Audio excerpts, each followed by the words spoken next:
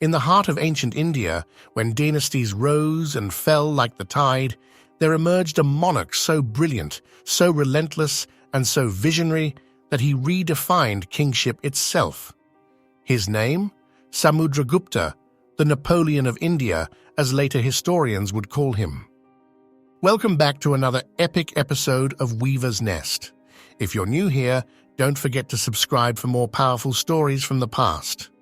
Today, we unravel the extraordinary saga of this iconic emperor, his rise, his sweeping conquests, his legacy, and why his reign continues to resonate even today.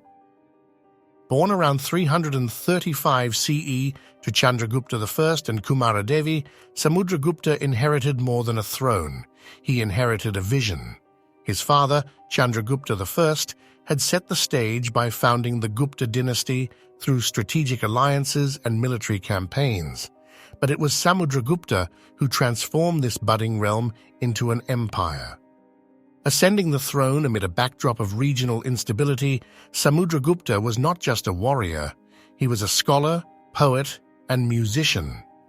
Yet it was his strategic mind and unmatched military prowess that would carve his name into the annals of history. Our most vivid window into Samudragupta's life comes from the Allahabad pillar inscription, a magnificent Sanskrit prashasti or eulogy composed by his court poet Harisena.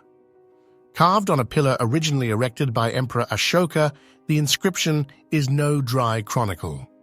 It's a declaration of dominion listing no fewer than over 30 kings and kingdoms, some conquered, others humbled, and many who paid tribute.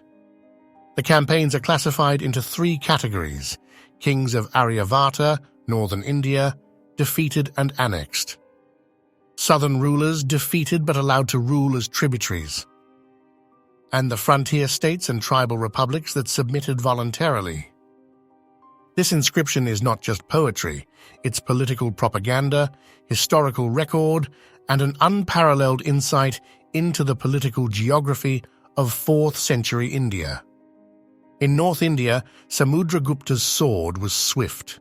He defeated rulers of present-day Uttar Pradesh, Bihar, Madhya Pradesh, and Bengal, consolidating control over the fertile Ganga heartland. This was the economic and cultural core of India, but he didn't stop there. In a bold southern expedition, he crossed the Narmada into the Deccan and further south, subduing rulers as far as the Pallavas of Kanchi. These weren't mindless annexations. His southern strategy was psychological. He defeated kings but reinstated them, extracting tribute and loyalty, not just land. This wasn't just a march of war. It was a choreographed performance of power. His empire may not have had fixed borders, but his influence reached far and wide, stretching from the Himalayas to the southern coasts. He performed the Ashvamedha sacrifice to prove his imperial sovereignty and remained undefeated in battle. But here's where the story takes an unexpected turn. This fierce conqueror was also a man of art. His coins show him not just with a bow or sword, but playing the veena. His court was a vibrant cultural hub, nurturing Sanskrit literature, science, and sculpture. Many scholars believe his reign laid the groundwork for what we now call India's Golden Age. As a ruler, he was merciless in battle but magnanimous in peace. He respected religion and supported Brahmanical rituals like performance of satra or soma sacrifices and diksha. But he also gave generously to Buddhist institutions. Even foreign rulers took note. The Chinese pilgrim Yi Jing would later reference Samudragupta's legacy. Samudragupta's real genius lay not just in conquest, but in administration. He issued standardized gold coins, signs of economic stability. He appointed capable governors and maintained order across a sprawling, diverse empire. He didn't just build an empire.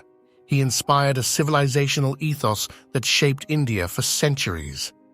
Later, rulers like Harshavardhana and even the Cholas looked back at Samudragupta's reign with reverence. His son, Chandragupta II or Vikramaditya, would take this legacy even further. But it was Samudragupta who laid the foundation.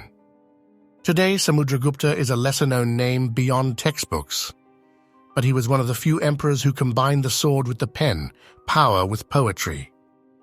His life has inspired academic works like R.C. Majumdar's The Classical Age, Upinder Singh's A History of Ancient and Early Medieval India, and Romila Thapar's writings on ancient polity. While he hasn't featured prominently in movies or mainstream series yet, his life is ripe for cinematic retelling, an epic waiting to be told. The legacy of this victory can still be seen today as the Gupta Empire's achievements in art, architecture, literature, and science continue to inspire and influence people around the world. Drop your thoughts in the comments. If you want more epic tales from India's past, like and subscribe to Weaver's Nest. This is history as it was meant to be told, alive, glorious, and unforgettable. Until next time, keep exploring, stay curious, and remember, the past is not gone, it echoes in us.